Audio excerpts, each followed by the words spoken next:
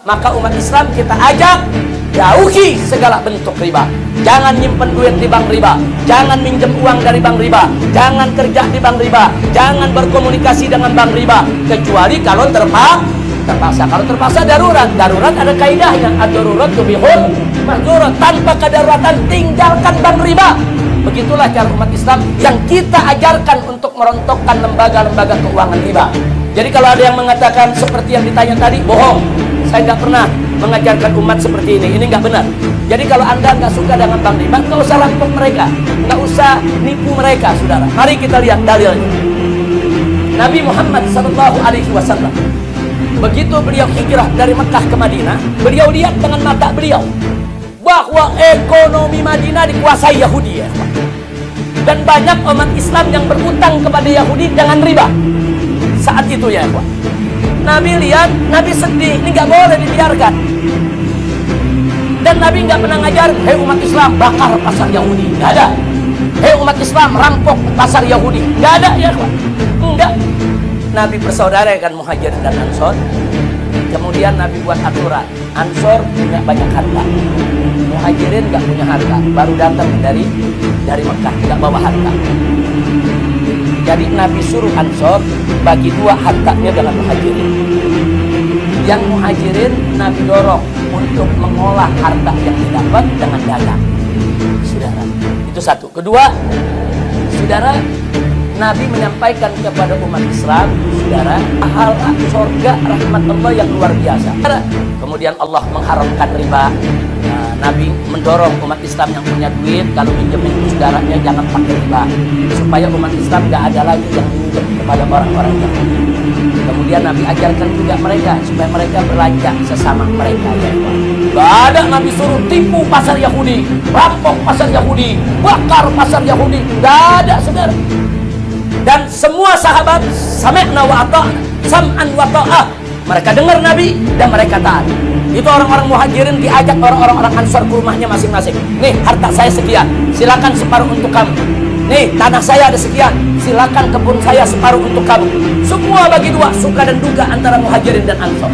Lalu Muhajirin begitu dapat modal, mereka rame-rame membangun pasar, mereka rame-rame berdagang. Dan gak sampai di situ, 1 tahun kemudian muncul saudagar-saudagar baru di tengah-tengah Madinah dan kalangan umat Islam. Ada Utsman ibn Affan, ada Abdurrahman ibn Auf, tampil sebagai orang-orang kaya. Dan Sayyidina Umar juga, saudara, mengajak umat Islam, kalau yang gak punya duit jangan ngutang ke Yahudi, cukup ngutang, datang ke Sayyidina Utsman kasih utang tanpa riba. Dengan seperti ini, saudara, nggak sampai 2 tahun pasar Yahudi ambruk. Enggak, umat Islam nggak ada lagi belanja ke sana. Umat Islam nggak ada lagi yang minjem duit pakai riba dengan orang Yahudi. Nggak ada. Ambruk. Saya tanya, cara Nabi cerdas tidak? Bagus tidak? Hebat tidak? Shallu ala Nabi. Itu yang kita ajarkan, ya ikhwan. Jadi kalau Anda nggak mau bank riba ini menjamur, leasing riba ini menjamur, jangan, saudara, jangan ngutang ke lembaga keuangan riba. Jangan minjem duit dari lembaga keuangan riba. Jangan kredit barang apapun dari lembaga keuangan riba. Jangan simpen duit ke lembaga keuangan riba, saudara. Silakan masukkan ke lembaga keuangan syariat, lembaga keuangan yang tanpa riba. Masukkan ke lembaga-lembaga keuangan yang halalan thayyiban. Kira-kira jelas tidak? Jadi kalau besok-besok ada mengatakan Habib Rizik suruh ngerampok bank, fitnah bukan? Fitnah bukan? Apa pernah saya suruh rampok bank? Ada umat Islam di sini di mimbar-mimbar saya suruh rampok bank, ada tidak? Ada saya suruh nipu leasing, ada nipu leasing? Enggak ada. Jadi kalau ada pertanyaan semacam ini, saya pastikan di sini bahwa yang menyebarkan pendapat-pendapat semacam ini, saudara, mereka bukan berada di jalan yang benar. Dan kalau apalagi mereka menisbahkan kepada saya, itu merupakan fitnah, hoax, dan ini harus diluruskan. Mudah-mudahan Allah berikan taufik dan hidayah kepada mereka. Nah, untuk masyarakat Jawa Timur yang hari ini mengajukan pertanyaan, tolong sampaikan amanat saya ini. Ini rekaman hari ini, tolong disebar di Jawa Timur, di mana-mana tempat, saudara, supaya jangan sampai nanti menjadi fitnah, saudara, seolah-olah kita mengajarkan ajaran-ajaran sesat. Na'udzubillah min dzalik.